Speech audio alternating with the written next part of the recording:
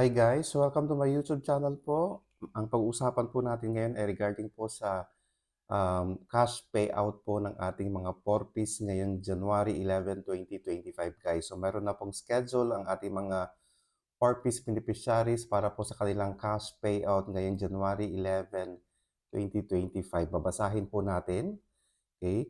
Ang payout ng cash grants para sa mga beneficiaries ng Conditional Cash Transfer CCT Program o Pantawid Pamilyang Pilipino Program or PORPIS ng DSWD ay nakaschedule sa Sabado, January 11, 2025 via ATM withdrawal sa mga piling Land Bank servicing branches. Ito po yung mga schedule.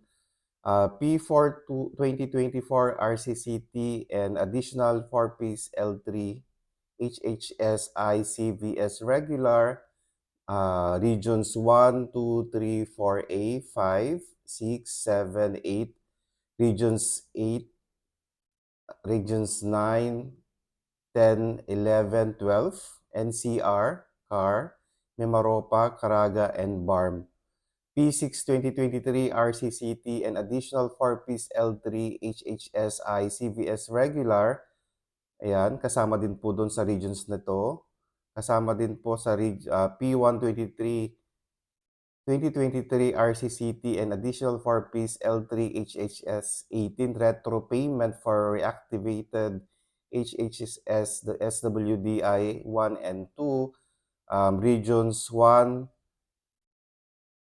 8, 9 and BARM. Ayan po. Para sa P2 2023 RCCT and additional 4-piece L3 HHS 18 retro payment for reactivated HHS SWI 1 pala, and 1 and 2, regions 1, 8, 9, and BARM.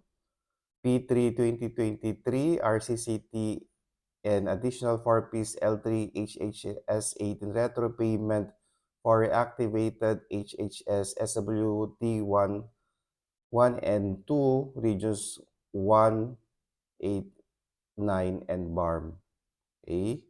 Ayan po, para sa P4 2023 RCCT and additional 4-piece L3 HHS 1-8 retro payment for reactivated HHS SWD 1, 1 and 2, regions 1, 8, 9, and BARM.